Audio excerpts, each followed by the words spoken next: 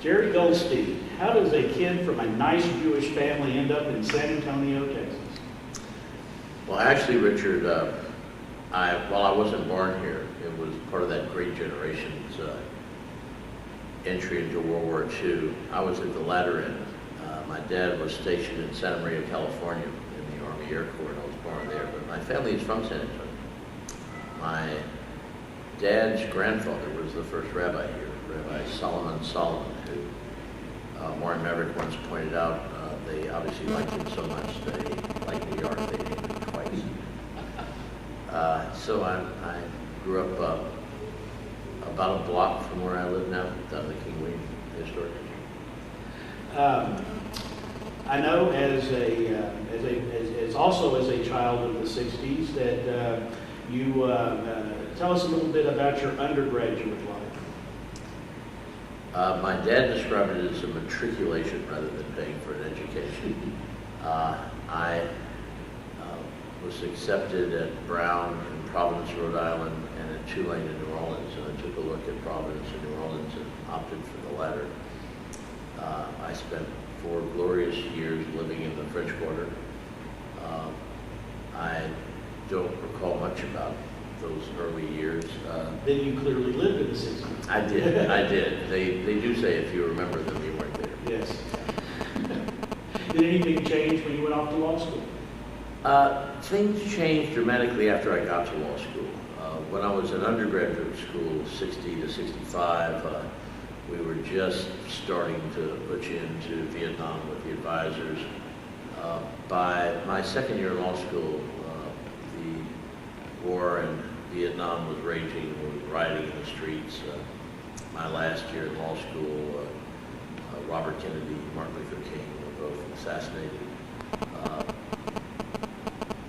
Law school didn't have an attendance requirement, which I was very lucky about. I can also say that after serving on the faculty at UT for 15 years, they don't look at your transcript before they hire faculty. Clearly. But it was a different time and a different place, as E.E. Cummings said. There was I think most of us had grown up listening to our parents talk about the Depression and the Great War. We sort of had it easy compared to what they had gone through. And so we voluntarily, I think, jumped into hippiedom with both feet. I think the draft, Warren Maverick, who I practiced with early in my legal career, used to say that I misunderstood my mission, and that had it not been for the draft, I was sitting on my conscience in the '60s. I would have remained indifferent, but when someone gives you a letter and says your turn to go out and kill or be killed, I suddenly found my conscience. Even in undergraduate school, I was in Louisiana. The freedom marches were going on, the freedom riders and buses. I actually rode a bus from Louisiana to Mississippi and sat in on some of the lunch counters. Goldberg and Schwerner were killed while I was in college very nearby where I was. New Orleans didn't have public schools as much as they had parochial schools. The Catholic schools provided the basic primary public education there, in essence. And the Archbishop decided to integrate those schools the year I got there in '61. And there was I'm sure that went smoothly. It did not, as one might expect. And I remember I got a nice note from Chet Storch, who had been a senior at Little Rock Central High School and was in my class at Tulane. I remember how lucky he was. He didn't have to go to school in his last year, because if you recall, they had shut it down. It's kind of a personal aside. Why don't you tell us how you met your wife, as long as we're back in those days? They were glorious days. It was 1969, a wonderful year. I met my bride of almost 39 years now. As I mentioned, the Vietnam War was raging, rioting in the streets, civil rights, civil liberties, free speech, free love were blossoming from their flower-like abode. It was a wonderful time. Chris and I bought a Volkswagen bus shortly after we came back from traveling around Europe and Morocco on what little money I had saved up. We had enough left to buy a Volkswagen bus. We pulled the seats out, put Persian carpet in it, put little tools around Ramsey Clark for president sticker on the back, and got run out of more counties in South Texas, and we were invited back. And also tell us a little bit about Matthew. After 22 years of marriage, we were blessed with young Matthew, who's now 18 years old. He is delightful. We had decided to at least spend the majority of our time in Colorado, and Matthew has grown up in the mountains. I learned the 3 most dangerous words in skiing several years ago on a heli trip, heli skiing with my son, and those are "follow me, Dad." He's been the light of our life. It has made a substantial difference in my life. People tell you, when you have a kid, it's going to change your life, and it's a quote on okay, right? I listen. He's, I thought the way to get something from my parents was to yell at them. These kids are so much more intuitive and so much more intelligent, so much more sensitive. He can suck just about anything else. Let's give it a and he, I'm hoping he'll go into an honest profession like becoming a forest ranger or something. Do some good for society, but he's kind of reverse the karma. I was hoping so. I promised Christine 39 years ago I wouldn't die a lawyer, that I would have an honest profession at some point. So I'm working. Well, we're interested to see the progression then. You came from a lawyer family. Why don't you tell us a little bit about your dad and starting up the firm and about that time? Almost 70 years ago, my dad started a law firm with a college and law school friend of his, J. Sam Levy. And Levy and Goldstein is in the same building that we still occupy today. They were primarily a corporate oil and gas type firm. When I didn't really want to be a lawyer. As I said, it was a way out of the draft for me, at least law school was. And when I got out, I had no idea what I wanted to do. And it was easy. I was lucky. I had a secretary in the office. And I was doing corporate work for about 6 months until I met Christine. And I still remember going to the airport, meeting my parents. They had been in Asia. And I said, Dad, I met someone. I'm going to see them. So where are you going? I said, well, go to Europe. She lives there. We're going to travel rapidly. My dad said, well, when are you coming back? I said, well, I'm not really sure. And he said, well, you might not have a job when you get back. I said, well, I figured that. And we spent 3 months of that summer traveling together. And when I came back, fathers being fathers, like I hope I am with my son, of course I had a job. And I had a place to roost, and I had a secretary, and I didn't have to worry about rent. But I will say we got married that year, and my salary, well, Chris's tuition was half of my salary. So, it wasn't being overpaid, but I did have a nice place to begin my practice. It's always nice to have the overpaid. It is, and it gave me an opportunity that I think perhaps many young lawyers don't have. Maury Maverick family had been an old friend of my family. My great aunt was Maury Sr.'s secretary when he was in Congress. And Maury Jr. always said that Aunt Rose was like Tabasco sauce, a little bit goes a long way. But Maury was trying draft resistor cases representing kids that were getting busted in concerts in their Volkswagen buses.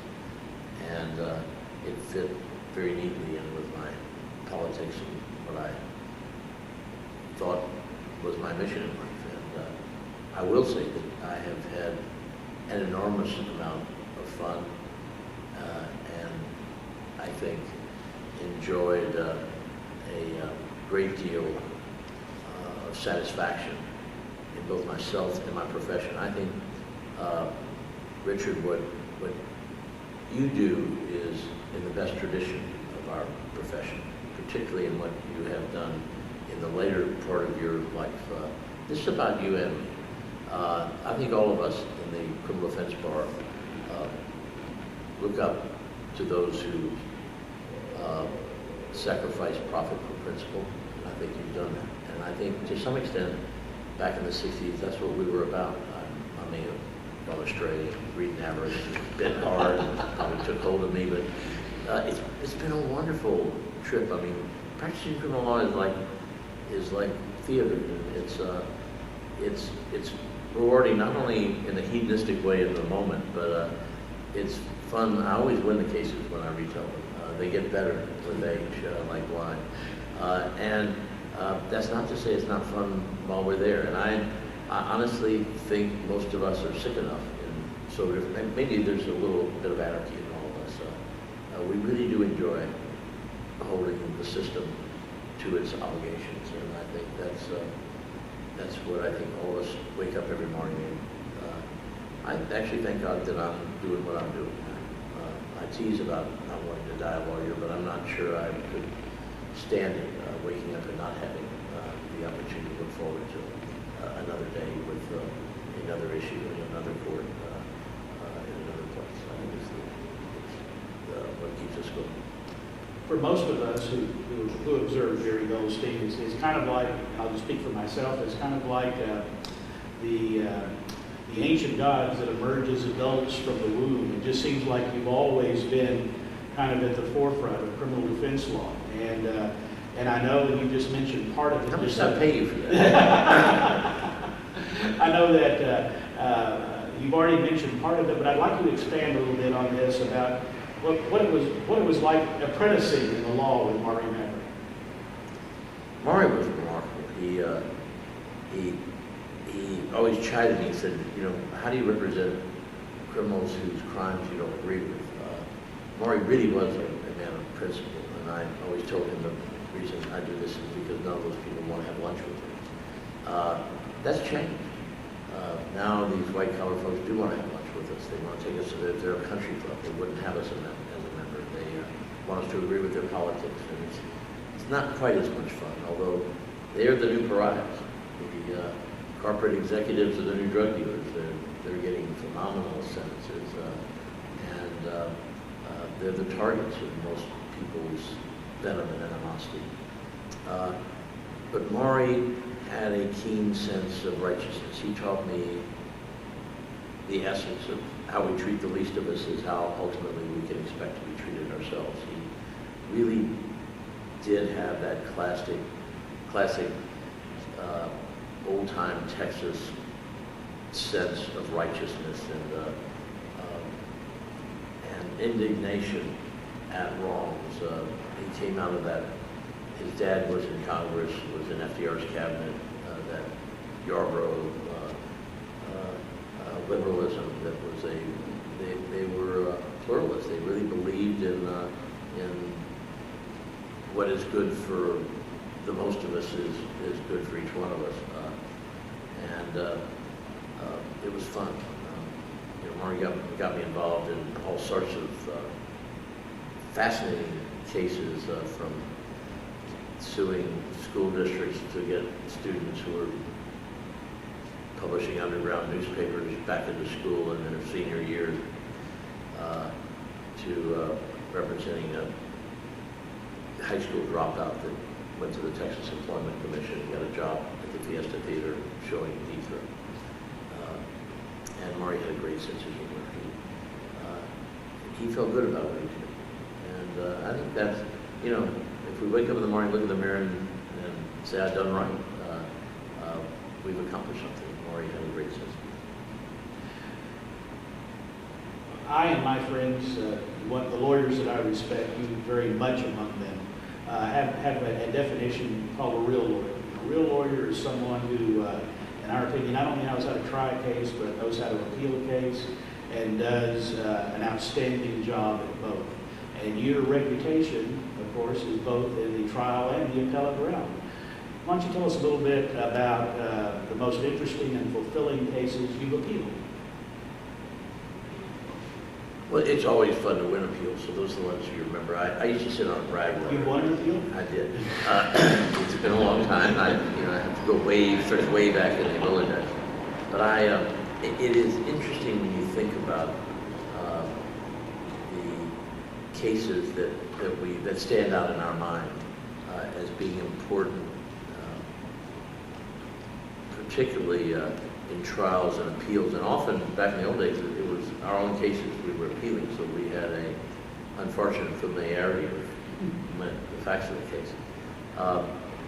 But in terms of, I think the first time you appear in the Supreme Court is one of those, that make your knees weak and your heart race. They're a lot closer to you than you think. Well, I think most people think of the Supreme Court in most courts, and you're right. And if you mean the physical distance, yeah. it is a very personal experience. You can hear them whispering. You're right there, and it's not a big room. I mean, it's the whole place is very intimate, and you're having an intimate conversation with people that are, for the most part, bright, interested, focused, prepared. And the first case Marty got me involved in was a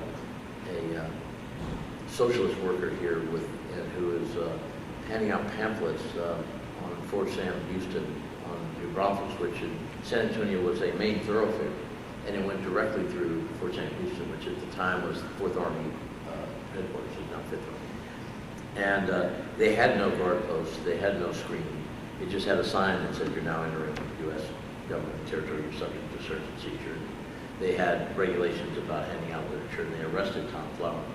And we argued this First Amendment case. I still remember the thrill of standing up, and pulling your chest out, your shoulders back 2 axles wide, chin up, and saying, "My name is Gerry Goldstein, and please support." It's like all of a sudden it's, there's a great gap between what you just heard yourself say and what you're about to start. It's like, God, get on with it. But we won the case, and it was a fun case. And I still remember we went back several months later. It didn't take that long. It's not a long opinion. And we met with Tom Flower in the Village in Manhattan. And I can't believe you guys did that. You're scumbags. You're lawyers. You're letting the steam off the system. We'll never have a revolution as long as people like you keep allowing these little squeaky things. You're a part of the machinery that's the cogs that crush the people. It's gratitude for you. Another lesson learned. Yes, right. The party that Hunter Thompson, who I had the pleasure, misfortune to represent a number of times, where he said the most difficult part of every case is the party of interest. And as he was, and Tom Flower was a good example. Are there other appeals that really, that are fulfilling or interesting to stick out in your mind? Yeah, some of them there were a lot. In the old days, you'd win appeals, I remember those days. I remember that well. I can't hold on to it. I still remember, there was a period of time when the Fifth Circuit had burned down. And the Fifth Circuit then took over the Louisiana Wildlife Museum, which is now back to its origins as a federal district court. But it's right across from the Royal Orleans in the French Quarter. No air conditioning in those days, so it was triple hung windows were flung up. There were guys shouting vulgarities and prostitutes on the street. The oyster trucks were backing up, picking up, the oysters from Felix's and the Acme Oyster Bar, and people are meandering and screaming out in the streets. And we were arguing a case, and Mari was sitting next to me, a lawyer from San Antonio, Buddy Benak, was arguing the other side. It was a free speech case, and I remember sitting down after my opening, and naturally we were appealing. The lawyer from the other side, Buddy Benak, got up, and as he did, Judge Goldberg slams his fingers together like this, and walks in. There was no chamber, you were in Louisiana. He walks right by the counsel table and walks out of the room. This is the lawyer's about to start his argument. And I looked around at her and I said, "Is that good?" She said, "Yeah, I think that's good." And the opinion came out, and it started off with, the district court has raised a constitutional fossil that has been exhumed and respired to stalk the First Amendment long after it should have been put to rest. And you think, God, those were the days. You knew you had won with the first sentence, but it was like fun reading. What's he going to say about those shits next? And I had fun. But I remember we had a case out of Galveston, that we kind of lost. It was a 100,000-pound marijuana case. It was an offload off a mothership. And this was just one load. And the kids, naturally good planning, had a bunch of 18-wheelers at the Conoco dock there in Galveston, outside of Galveston. And unbeknownst to them, the Christmas party for the Conoco employees was going to be on that dock that night, so that when the boat arrives, there are about 300 people having a Christmas party, including deputy sheriffs and most of the constables in town. And they just rounded up all the usual suspects. In any event, my client was particularly noticeable because he was in a wetsuit, working the offloading operation. Not exactly, but most of the party goers were wearing. Well, it was Galveston. Well, but he was dressed in black. He was, but it said black tie. He didn't know it said black. Quite right. Anyway, the jury hung him. It was one of those, it's like, those are the days when you have a full opening. The government would save all their stuff for the rebuttal, and you just close on them, in any event, they put on a very skimpy case in their case in chief. And so when they started retries the next week, that's when, these days, there's a breather, you kind of wait, everybody sits and thinks about it, and you want to do this, right? No, go to trial, Judge Gibson, the federal judge, Galveston, go to trial next week. So didn't get it right the first time. But I think you got it down there, Margaret. Anyway, so we're going to trial, and I filed a motion, I said, they didn't put on sufficient evidence. And why am I in worse shape if some of the jurors abide by the oath and won't convict my client? Then if they had convicted my client, I could appeal, and if I went on sufficiency, they can't retry me. Double jeopardy precludes that. Why am I in worse shape because some jurors abide by their oath and won't convict me than I am if they've all folded and convicted me? And I still remember we had an emergency appeal, and Chief Judge Clark was in Jacksonville, Mississippi. This is before, we probably had faxes by then, but that was about it. And so we were in 3 different places. I think Brownsville, Judge Garza, Judge Clark in Jacksonville, and a judge in Houston. And so we had to have lawyers in each place. And we argued in a telephonic conference on this emergency basis. And they stayed in the trial. And it ended up going on bonk with the Supreme Court, Becton versus U.S. And we lost the appeal, but it took 3.5 years to get there. And by the time we came back, the prosecutor was in prison, the federal prosecutor, and the judge had passed away. And the spark, and the kid got probation, 100,000 pounds of marijuana. I don't think you can get that in the guidelines. But it was, they were. I think that's the lower right-hand corner of the guidelines. Probably, but you know what it's like. Those were the days when y'all lived together. We rented a house in Galveston. All the clients lived with the lawyers, and we made salads in the bottom tray of the icebox. For the hungry hordes. It was fun. You have had some amazing trials and some amazing clients. You mentioned Hunter Thompson.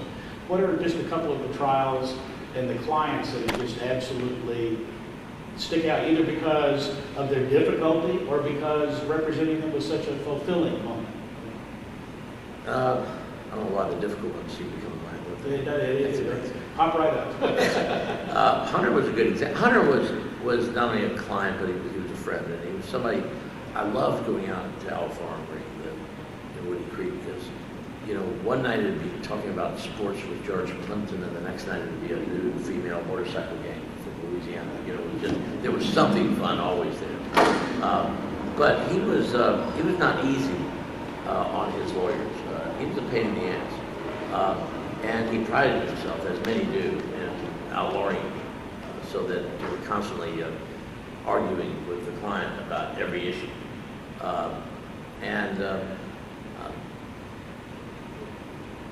I still remember when we won his first case in Aspen, there was a big pitcher of water, and I look around and Hunter's asleep. The judge is cutting him loose, and he's sleeping. I said, "Hunter, wake up!" The judge tried to, and he picks up the water and pours it on his head. Big pitcher of water. It's up people. That's interesting. The other case that comes to mind, it was probably because I ran into Craig Washington, a wonderful lawyer, last night at the house. Craig reminded me about this guy. It was a capital case, and I had filed an amicus on behalf of TCLA,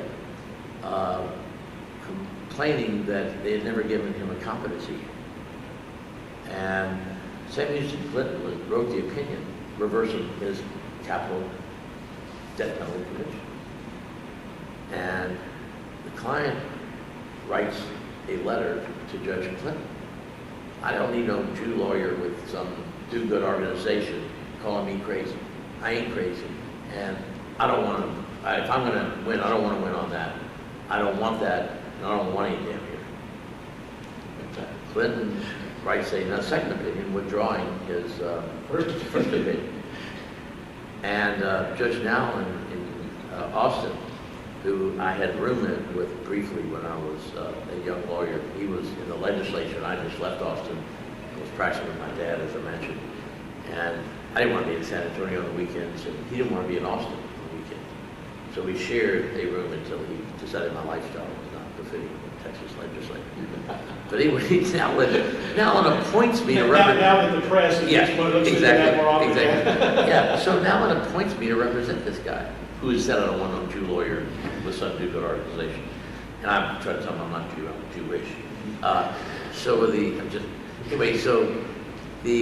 upshot of it was that here I am with some guy that hates me, trying to argue that the guy's crazy. And it was like, if you ever do win, and I ever do get out, I'm going to come. It was like, all right, don't put pressure on me. I've got enough problems. Just trying to keep pace. But so I got Craig to come in and try to bail me out. Over the years, you've tried a number of multi-defendant cases. You've tried cases with lots of lawyers. You've tried cases in front of lots of judges. And one of the things that I kind of bemoan is we're losing a little bit of our characters. In fact, we're losing a lot of our characters. Talk a little bit about the lawyers you tried cases with and the judges you tried cases before that you just believe were true characters and just epitomize that era of law at that time. One comes to mind. Somebody was asking me about it last night. There was a judge out in West Texas, Lucius Bunton, who was notorious. He would allow you one approach to the witness. He had a squirt gun. He would squirt you in front of the jury. But we were trying a local airplane manufacturer and political activist in a way, a protege of Johnson. Some of the larger-than-life characters in Washington by the name of Marsh Jaffe. And his company, his son, and the lawyer, the general counsel were all indicted on a FECA violation, a federal election code violation, for giving corporate funds to some Democrats in Congress. And they tried to make it a felony by bringing it under the general conspiracy statute, sort of bootstrapping up the punishment. And the government rested their case, and I'm in the bowels of the federal building here, which is an old theater from the Hemisphere. And it's kind of here in this curtain little corridor. And Judge Button, I'm going to the bathroom, Judge Button asked me, "You're going to put that kid on, right?" This is Judge Jaffe. I said, "Yeah, I haven't planned to." They have made your case. So I go out and I see Morris is sitting there. Henry B. Gonzalez, who this convention center was named after, whose head was bigger than most people's body, is sitting next to Morris, and I go over and I say, "Morris, I'm not going to put him on." What? You're not going to put him on? Because you told him. I said, "Trust me, Morris, I know what I'm talking about. I really know what I'm talking about. I put him on." Go up and make my Rule 29A motion. Denied. Put on your first witness. Oh, shit. And I can feel Henry B. I look around Henry B.'s head. By this time, it's blown up. You know how they do in those ads. It's like twice as big as it was before. They're both glowering at me. We win the case, and I'm walking home. It's only 2 or 3 blocks from the federal courthouse. And Lucius Bunton and his wife are old Buick, they pull out of the federal building. You want to ride? Yeah. Still pissed off. And I said, Jack, why'd you do that? He said, oh, I knew they'd do the right thing. I said, well, if they hadn't, would you? And say a word to drive right down, drops me off. Never says another thing. It was fun. There were so many lawyers. Most of them were with every day. It's a fun group. It's people that actually give a damn about constitutional rights and don't just talk about them. Actually stand up and fight for them. And I still, most of them are harder on their friends than they are their enemies. Warren Burnett was a classic example. Trying a case with Warren was always enlightening, and it was, he was like, I'm a little Jewish kid in San Antonio, and I'd turn on Sunday morning, I'd listen to some of these preachers, and they really were good. It wasn't like I agreed with them about anything, I just liked listening to them. They had good bullshit. Warren was one of those kind of people that could talk to you about anything. He was mesmerized. There's a wonderful story about Warren. He used understatement. I tend to get preachy and yell at people and, scream and, Warren always was understated. He never took a note. He sat there quiet. He always had a way of kind of talking with his hands, like begging people for shit. And there's a wonderful story is one of his wives, Emma, who's known as a widow down here in town. Apparently they'd had a terrible fight and stuff crashing off the walls and doors slamming. Finally she goes out, throws up the garage door, gets in her Suburban, just got a new Porsche, bangs in the Porsche, she's sitting there, banging out the street. And Warren came to the screen door with a drink, he often did. And he says, now, I said, play fair, play fair. He had that ability to bring a sense of humor and a commonality that everyone was able to understand the points he was making. And part of what we do is someone said, why do they call it? I taught a course at UT called Defensive Complex Criminal Cases. And one of the other professors, George Dixie, probably knows. Well, I know what Dixie does. He takes something very simple and makes it complicated. But I think it's just the opposite. I think what our job is to take, no matter how complicated the case, and it gets tougher and tougher as we get deeper and deeper into these paper-intensive white-collar cases, is to take something that's complex and distill it down to something that everybody understands. Otherwise, the zero is going to be. No question about that. And often they do in spite of it, even if we are good. 3 years ago, you were inducted into the Texas Criminal Defense Lawyers Association Hall of Fame. And it was an honor not only for you as your work, your life's work in criminal defense, but also the contributions you made both to the Texas Criminal Defense Lawyers Association and the National Association. Why don't you tell us a little bit how you felt that day?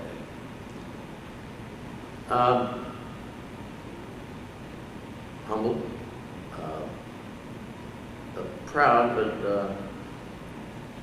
I think most of us feel like much of what we accomplished, we like to think we worked really hard when we started, but I've been very fortunate. I have to admit that most of the things that have come my way it's inexplicable to me, how or why. And Doug Tinker, who was inducted on the same day with me, was one of my closest friends. We go back a long way. We were both giving speeches for local ACLUs in South Texas back in the early 70s when we started this journey together. It was an honor not only to be among my brothers and sisters not enough sisters, who I think have been recognized, but a contemporary like Douglas was an honor. Ray Source was there, who once told me, he said that, I asked him if he could help me, he said, well, that fee is enough to get me to the dance, but I'm not sure I can keep time for the music. It was terribly flattering. You work hard, but to be recognized by your peers, to be particularly, I took it a little bit as they put you out to pasture, they pat you on the back and say something nice about you, but I mean, at least I was alive, You know, I got to enjoy it. You know. As Tim Evans asked me to do when I introduced him, is to let everybody know you're still practicing law. Yeah, exactly. You know, they say, you know, I don't, it's not over with yet. Even when you think about Knox Jones, who was also inducted that time, you know, some of our, you know, they were characters. There was, you know, you couldn't wait to see what was going to happen next in the courtroom. I mean, you know, you know, even when it was bad, it was good. You know, it's I'm not sure we're losing them. Maybe they're cropping up in different colors, and maybe we're too old to understand it. But I had a giddy sense when I went to the courtroom. It was always fun, and the crooks we represented were fun.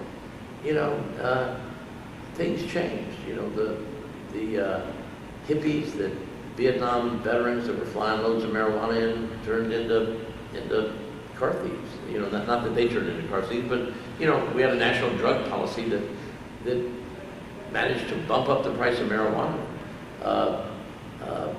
and where nobody could get it. The only thing you could afford would be crack cocaine. There was a time when powdered cocaine was so expensive. The only people who could afford it were rich people and drug people. Nobody gave a shit. You know, they didn't need it. Now, if a kid wants to buy drugs, he's going to get OxyContin out of his parents' cabinet, or he's going to have, if he has $25, you can't buy marijuana for that. He's going to buy crack cocaine. We've turned the system on its head, and I think a lot of us actually cared about how the system worked. We actually fought not just for our clients, but to help the system out. TCDLA spends a great deal of its time and resources and person power on changing the law, in bettering the criminal justice system. And the criminal justice system and the law are better because of that. I joined TCDLA in 1974, and shortly after I joined, within the next first year or so, I went to my first board meeting after a seminar, and observed the one thing that always stuck out to me on this particular board meeting. There was a young kid at that board meeting with kind of a Jewish afro. I remember him well, and he was making a point, and I think every other member of the board of directors was trying to shut him down, but this kid wasn't going to retire from the boardroom until he had made his point. And that always stuck out in my mind. What are your earliest memories? I mean, you were there pretty close right after the inception of the Texas Criminal Defense Lawyers Association. What are the things what are your memories? That's very flattering, what you think. What I remember was being around people that I had a constant respect for. You know, they were, and in those days, there wasn't a whole lot of discussion about money, about where we were going to have the next meeting. It was a substantive discussion, and it was a free-for-all, and there were serious differences. And probably, you know, the National Association of Criminal Defense Lawyers, when I first came into this, was a teeny little organization. The TCLA was a lot bigger than the National Association, and in fact spawned it. The college was at Bates School of Law, whatever it is, at the University of Houston. It was happening in Texas. And, you know, Texas has an abundance of talent. I mean, I go all over the country these days, and I can tell you that there is no bigger or better repository of citizens advocates than our brothers and sisters in the criminal defense bar in Texas. They are marvelous, and this was the best and the brightest. And you know, it was that also. It was flattering for me just to be sitting at the table and having a real round table of thoughtful, intellectual, heartfelt discussion about things that matter not just to us, but to the public and the citizens at large. You know, and I still remember Scrappy Holmes was a municipal judge, and he hired me to sue the I think it was a Kilgore municipality, and I remember sitting in the civil case. We had depositions, the civil rights suit, and there was a pecan, you know, not pecan, but a can of peas, empty can of peas that was, about that high in the middle of the thing. I noticed nobody got their papers near that. And I didn't pay any attention up there, and all of a sudden, I saw people kind of spitting at it. All of a sudden, I noticed that all the top of all my pleatings had this little brown stain around me as they kind of splash over into it.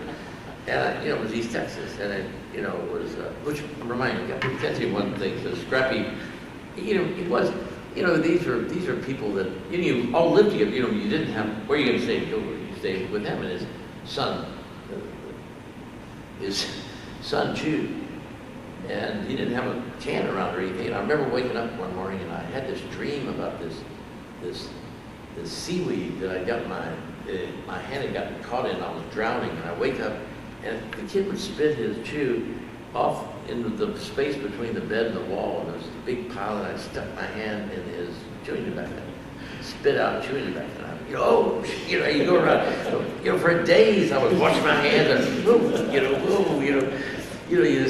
but it was we end up in Tyler representing these twins. I never forget they went and got some former CIA guys that had this voice spectrography, because you couldn't tell which twin was on the tape. It was a delivery of 9 kilos of cocaine, and they were football stars.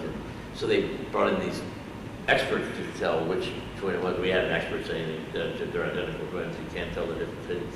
But to get to the trial, it took 2 years, and the judge kept trying. We had giant jury panels, so we never were able to get a jury. So they moved it from Tyler, that's about 15% African American, 20%, to Canton, Texas. Canton, Texas, the janitors are white. There are no black people. They used to have a sign on their water tower, the blackest soil and the whitest citizens in Texas. It was an amazing trip, and to be with these, we rented a storefront office because it took us months to try this thing.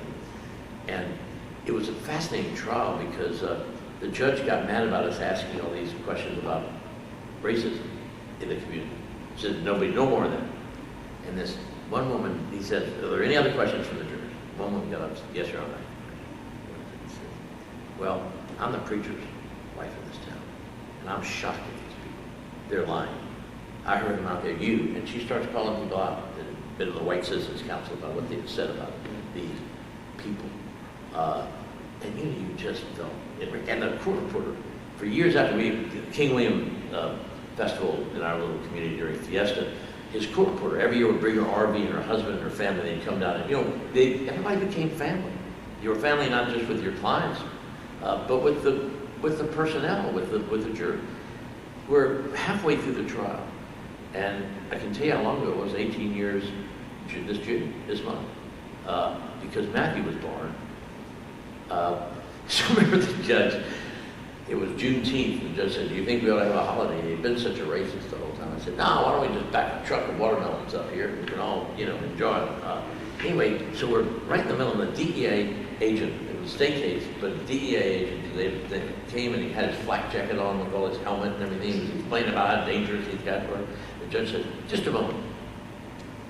I'd like to take a little time out here. We're going to retire. The counsel will join me in the jury. We're going to retire to the jury room, and we're going to have a birthday party for our bailiff, who's, I guess they didn't have a retirement requirement. It must have been 87, God forbid you should pull this weapon out. Anyway, so we go, and there's this table, and it's got the paper tablecloth, a plastic punch bowl. We're all sitting there, and this agent sitting there with the armor and the helmet and everything. And one of the jurors says, well, this isn't fair. And by the way, 9 black defendants in Canton. And every morning there were fresh Confederate little flags stuck in the lawn at the courthouse.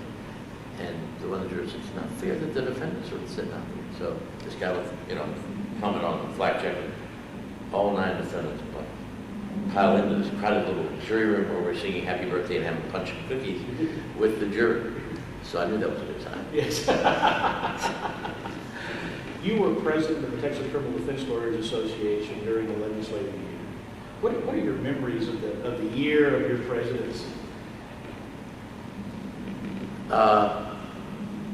What the old joke was that the legislature, now, they have special sessions, but they only meet every other year by a plan that gives citizens at least 1 year to recover from whatever dastardly things they were doing. I don't know if you've seen the movie about Charlie Wilson's war. Well, Charlie Wilson was, in Congress at the time. The state legislature had that same dichotomy. You had these interesting characters who were, ranged in political strife from the Craig Washingtons to the right-wing conservatives. But Texas, predominantly has a very conservative streak. We were constantly fighting about things like attorney-client privilege I know during your year we, decided to redraft the entire punishment scheme in Texas, which, by the way, might have been one of the more enlightened, for some reason. I mean, who knows? We're going to talk about that later, but I think it's terribly important that TCDLA played a very strategic and important role in shaping that. Had it not been for the organizational strength, I don't think a few defense lawyers in the state bar, those committees are like watching paint dry. You can just go to sleep anytime, but these were not. These were active lawyers pushing an agenda. And as a consequence, Texas has a much more enlightened view of punishment, same except our desire to kill people. Much more enlightened point of view than most other jurisdictions, including the federal jurisdiction. And, every once in a while, we resurrect this idea about a guideline, but we eschewed that. We rejected that in favor of something very positive. I can only say that we were becoming more and more active in terms of attempting as best we could to bring some civility to the criminal justice system and to the practice of law and the attorney-client privilege, particularly the right to retain and consult with counsel without fear that very factor could be used against you is important. And as a matter of fact, because I remember it distinctly, I think it's 38.38 of the Code of Criminal Procedure. There's no doubt in my mind. Is no doubt in my mind is your baby that you ushered, that you conceived and ushered all the way through the legislative session, and it is one that all the practitioners in criminal defense law still get the benefit of it today. Thank you for remembering that. But it was fun because if you remember the Surgeon General, this is how young or old we are, had come out with this cigarette pack warning, Surgeon General's warning code, cigarettes. And I still remember I was so angry at some of these cases where they were subpoenaing lawyers to testify about their clients, their identity, who paid them, that in the Fifth Circuit, I had this big mock-up of it. It said Attorney General's warning, hiring and consulting with a lawyer can and will be used against you in a court of law. We litigated that as well as the legislative issues.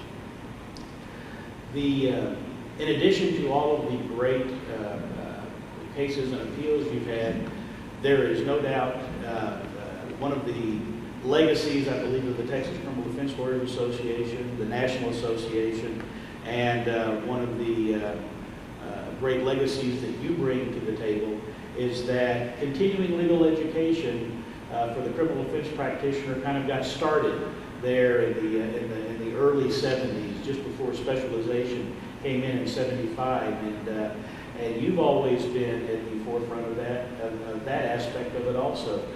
Tell me a little bit about how you remember the first time that you taught a group of lawyers about the law? I do. It was, I would guess, 1974 or 75. Texas was just coming into the fold, but the federal rules of evidence came into play. And in 74, they were just starting to formulate them. And I was at the college as a student learning and doing some instruction, but I remember I was fascinated with the idea. Taking evidence and procedure in law school was so foreign to most of us because we'd never seen a courtroom. We didn't know how it operated. It's like getting a doctor, never seen a cadaver. At least they got a dentist, they cut up on. We never, nobody had ever taken us, they didn't have any mock courtrooms. They had moot court, which was the appeal of the case, because they knew you were going to fucking lose your first case, so you better know how to appeal it. There was nobody, they didn't teach you a thing about trying a case. So the idea of learning the rules of evidence without being in a courtroom, well, what I noticed when I first got into practice was I didn't have a clue. That's why trying conscientious objector cases with Maury were so important, because they were both criminal and civil cases where you were filing writs of habeas corpus, but all in the criminal context. But, it wasn't a whole lot of cross-examination, Did he raise his right hand? No. Did he cross the yellow line? No. Case closed, bang, It was all research. And I still remember Michael Tiger, a wonderful lawyer, and still probably as good as they come, they began a publication called the Selective Service Law Report, and it was actually a mimeograph at first. You could smell the pages. And we were getting... There's good reason for that, too. Yeah, I spent a lot of nights smelling the pages. I can't read this shit, but I can sure get... Anyway, we would have opinions. In those days, there was no mechanism, no electronic age, so we had opinions long before the U.S. attorneys had them. And because we would send them out in networking. And finally, and I was on the board, finally the way we made money was every U.S. attorney's office in the country bought a copy of the multi-volume growing Selective Service Law Report. I still remember spending hours, tab A and the slot B, putting the thing together. And that was as much fun as anything because, it didn't take a rocket, so it was like fixing your bicycle, staying in orange, just put it together. But it was, you were able to try the case simply because it was mainly lawyer and intellectually dealing with case law and the rule. And so I was able to be spoon-fed into a criminal justice system and the adversary system, trials of cases where somebody's life and liberty are at stake, slower than just being dropped in the deep end. And CLE was terribly important to me because it gave me the opportunity to get a running start, to learn. And they started making sense to me because, it was life and death. It was win or lose. And it became clear to me that what we were building in the procedural rules and the rules of evidence are roadmaps. And I soon learned that, if you knew 3 rules, you basically knew 2 more than anybody else in the courtroom other than the bailiff, certainly more than the judge. And if you just knew the numbers, you were ahead of the game. And, they're fairly easy to spout out, espouse. They're just difficult to apply. And that's where the rubber meets the road, and it was fun. I loved the teaching and learning aspects of all of that because it gave you a chance in it was contrived a little bit, but a less intense atmosphere where people's liberty wasn't at stake. You had a chance to absorb, to think, to reflect, and to understand the rules. And I don't think there's a single more important thing that TCLA does than its continuing legal education. And those courses started in this state. We can take a great deal of pride that those programs that you see mimicked across this country had their origins. The font was right here in Texas with wonderful lawyers at the college and within TCDLA and its membership. And, often I've heard you explain to people, don't sit around waiting for somebody to ask you. It's a volunteer group. And, I took you at your word. I think, I volunteered. And it's a wonderful opportunity. I think most occasions that you teach at CLE, you learn more in that process than any of the students do.